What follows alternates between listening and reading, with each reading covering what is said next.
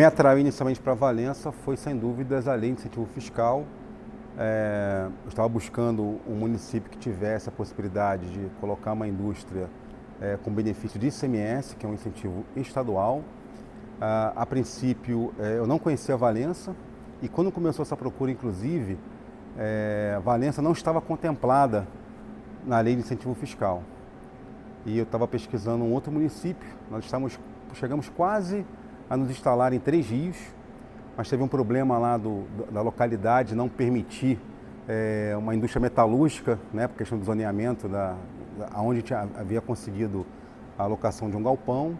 Aí a prefeitura respondeu que ele não poderia se instalar uma indústria, então a gente ia começar o processo de novo do zero, buscando um galpão, né, um local para instalação. Foi quando eu recebi um telefonema de um empresário aqui de Valença, me convidando para vir em Valença, conhecer o município. Haveria um galpão à disposição da empresa, caso o prefeito da época se interessasse com o projeto, e depois que eu conversasse com ele, explicasse o que era a empresa, né, quais eram os objetivos. E para mim eu fiquei surpreso, porque em Três Rios nós iríamos locar. E em Valença foi me oferecido uma permissão de uso que eu não pagaria pela locação. Isso nas capitais para indústrias de médio porte, né, pequeno e médio porte, isso é inconcebível, vamos dizer assim, né? Mas eu descobri que no interior isso é muito comum. Eu não tinha esse conhecimento, né? Fiquei surpreso e vim aqui conhecer o imóvel, né? E inicialmente nós instalamos como uma permissão. Conversei na época com o prefeito, falei o número de funcionários, qual era a proposta, ele se interessou e aí foi concedida uma permissão de uso para nós inicialmente nos instalarmos nesse formato. Foi assim que começou, eu realmente não conhecia, mas de imediato eu já fui muito bem acolhido por esse empresário, pelo outro empresário que me indicou para esse empresário, que na verdade eu tinha um cliente aqui em Valença, que já conhecia os nossos equipamentos, ele me indicou para esse outro empresário, e assim eu cheguei aqui, recebi um telefonema, e já me apresentaram a cidade, me indicaram um contador. Hoje são duas empresas instaladas, né? Já não é mais uma permissão de uso há muitos anos, né? Na verdade, cerca de 5 anos após a gente estar instalado aqui, houve uma mudança Aliás, houve uma mudança de prefeitura. Logo no ano que a gente veio para cá, houve uma mudança de prefeito. O prefeito que entrou não concordou com o valor o custo que a prefeitura estava tendo para poder colocar a empresa aqui. Foi quando nós inclusive diminuímos, por isso que hoje existe uma outra área que é ao nosso lado, que é uma outra empresa, né? Mas a gente chegou nesse acordo com a prefeitura, era isso ou a gente procurar um outro local. Então a gente concordou em ceder parte do espaço.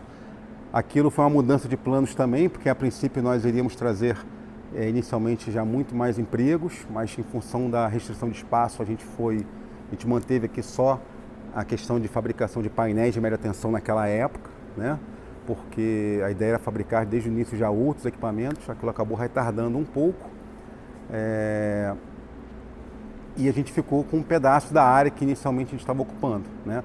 Só que aí, nesse segundo prefeito que estava aqui na época, a gente recebeu um telefonema, eu recebi um telefonema no final do último ano, né, antes de iniciar o último ano de mandato, de um secretário de governo do município, informando que a partir do ano seguinte, as empresas deveriam já negociar diretamente com o proprietário com o proprietário, né, do espaço, pois não iriam mais arcar com a questão do espaço, né? E assim foi feito, nós entramos em contato e aí negociamos diretamente isso foi em 2011, negociamos diretamente com os proprietários do espaço e acabamos locando, né, o espaço diretamente deles e depois acabamos, alguns anos depois, fazendo a compra do espaço. Lá em 2008, que nós viemos para cá, nós produzimos um modelo de subestação blindada, naquela época homologada somente aqui para fornecimento no estado do Rio de Janeiro, tanto para a concessionária Light.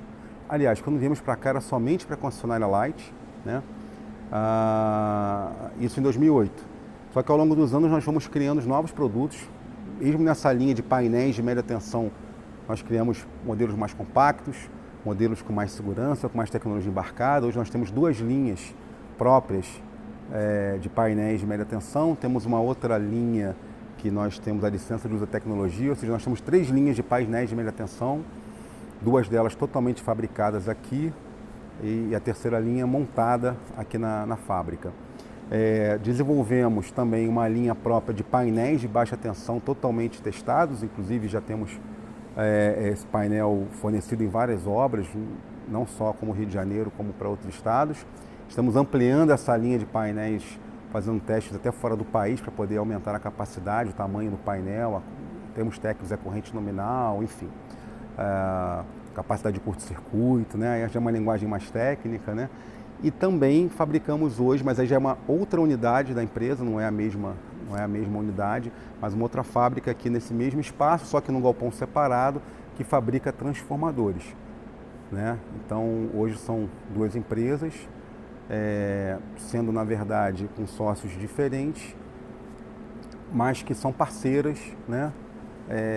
No uso da marca, né? E fazemos fornecimentos aí para todo o Brasil. Hoje a homologação da BR-Val Electrical, a atuação dela não é mais Rio de Janeiro, nós temos homologação em praticamente todas as concessionárias do Brasil, né? Temos fornecimento para todas as regiões do Brasil e a ideia já é a gente ficar sempre pensando qual vai ser o próximo produto.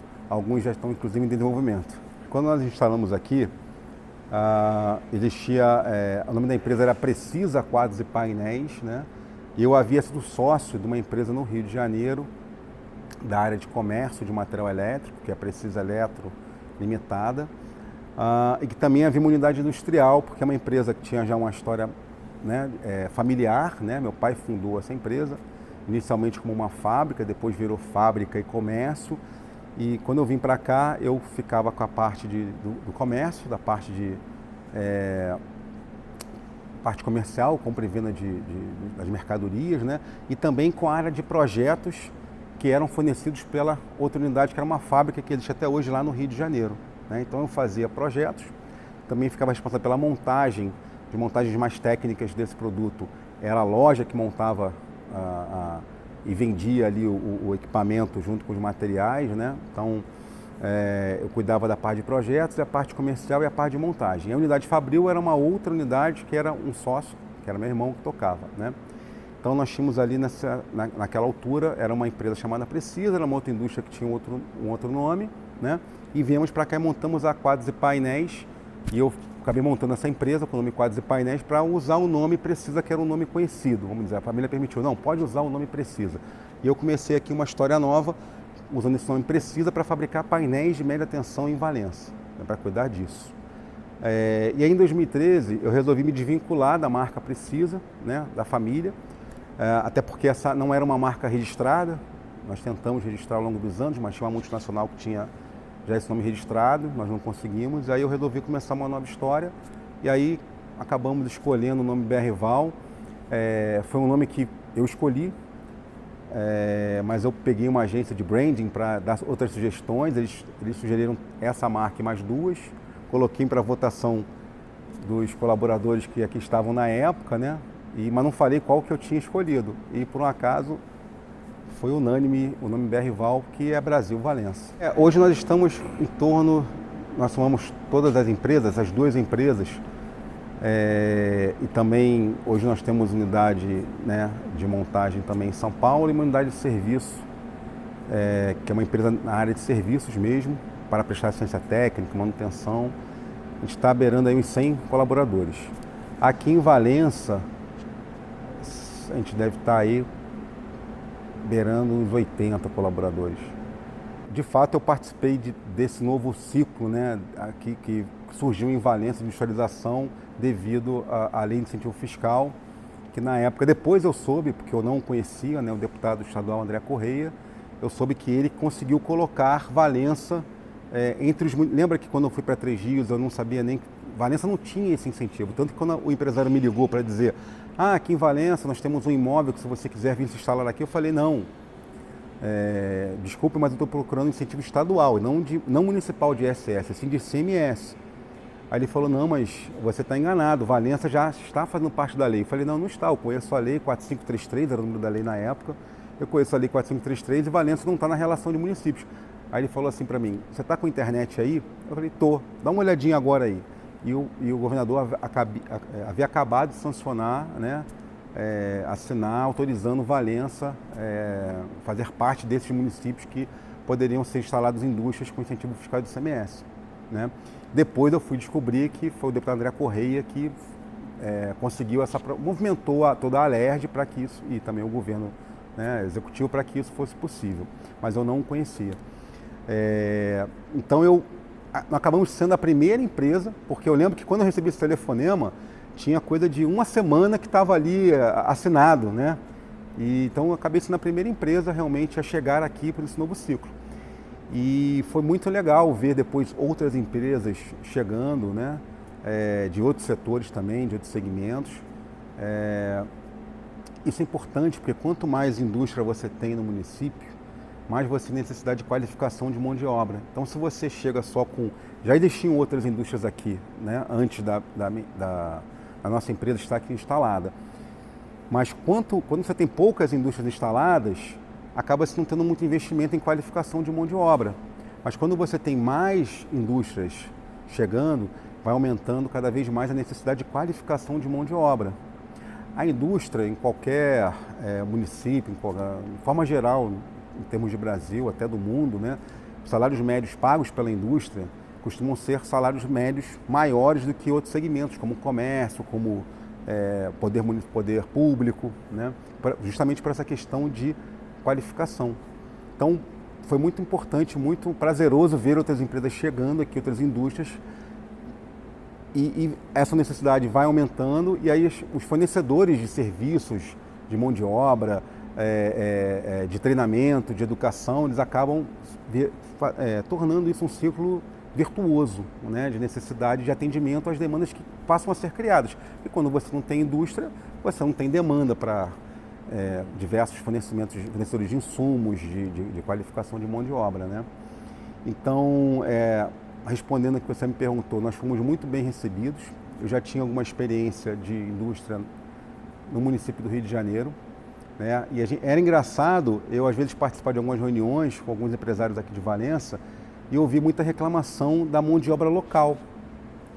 E eles ficavam surpresos quando eu falava, olha, me perdoem, mas comparar com as empresas que eu já tive no Rio de Janeiro, a mão de obra de Valença, você pode até precisar prepará-la mais, investir em treinamento, mas é uma mão de obra, primeiro, mais educada do que comparando com o que eu tinha no Rio de Janeiro, é a mão de obra mais educada, uma mão de obra que veste mais a camisa da empresa, né? E é uma mão de obra também mais fiel, que você pode investir nela, porque ela não vai ficar pensando daqui a 1 mês, 2 meses, 3 meses sair da empresa, né? Não que ninguém vai deixar de investir em formação, em qualificação de mão de obra com esse receio, mas quando você tem a certeza que você pode investir e que provavelmente a sua retenção vai ser maior do que se você estiver num outro município, isso já é um diferencial, que você investe até com mais velocidade, né, do que se você tivesse ali, pô, se eu investo aqui, eu não preciso que essa pessoa não preciso que ela se desenvolva agora nessa área, mas eu já posso começar a investir numa determinada pessoa ou mais de uma pessoa, pensando no crescimento dela em outras áreas da empresa, né? Coisa que de repente se você está num município que tem muita briga, né, tem muita disputa, ou que as pessoas têm essa vontade de mudar de emprego, né? Às vezes o cara paga R$10 a mais, ele muda de emprego, né? Enfim, você acaba pensando 2 vezes se vai realmente treinar aquela pessoa em detrimento de outra. Então aqui eu percebi essa vantagem da maior fidelização do funcionário com a empresa. Eu cheguei a ver uma vez uma entrevista com um funcionário, um candidato, na verdade, na época, né? Ele falou assim para mim, olha só, Alexandre, eu sou o tipo de pessoa que se eu entrar aqui com você, eu quero ficar até me aposentar. Eu até ri, né? Ele era não chega a 10 anos não, mas era mais novo que eu, né? Eu falei assim, eu ri porque, tipo assim, falei, cara, e o meu riso foi assim, no sentido de que Hoje em dia, então, isso está mais demodê do que nunca, mas há 10 anos atrás, ou 15 anos atrás, quando eu vi isso, era mais ainda, né? As pessoas já estão falando em você SA, em carreira, em mudar, né? Eu achei isso, falei, cara, tomara. Acabou que ele hoje não é mais funcionário meu, mas ele está empreendendo e é um prestador de serviço da empresa, né? Saiu por iniciativa própria, está indo bem, mas, enfim, eu vejo a mão de obra de Valença como sendo um dos diferenciais quando você olha aí no cenário do estado do Rio de Janeiro. Sim. Durante 14 anos eu tocava a indústria aqui em Valença, mas eu tinha outros negócios no Rio, tinha um escritório, inclusive da própria BR-Val no Rio de Janeiro, então eu passava aqui de 2 a 3 dias. Então eu era hóspede de uma pousada que fica aqui do lado da fábrica, né? Você conhece a pousada Arara, né? E assim, sempre achei deslumbrante, né? Linda a pousada. E aí aconteceu que durante esses anos que eu estava aqui, veio o falecimento do proprietário, os filhos vieram para tomar conta, mas depois os filhos não gostaram do negócio, acabaram arrendando, e eu fui vendo o negócio se esvairir, né? Perder qualidade, perder hóspede, até o ponto de eu deixar de ser hóspede no final, né?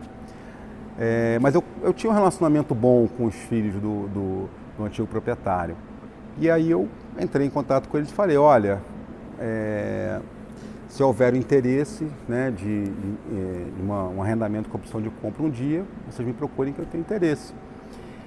E isso acabou acontecendo, eles me ligaram, né, chegamos a um acordo.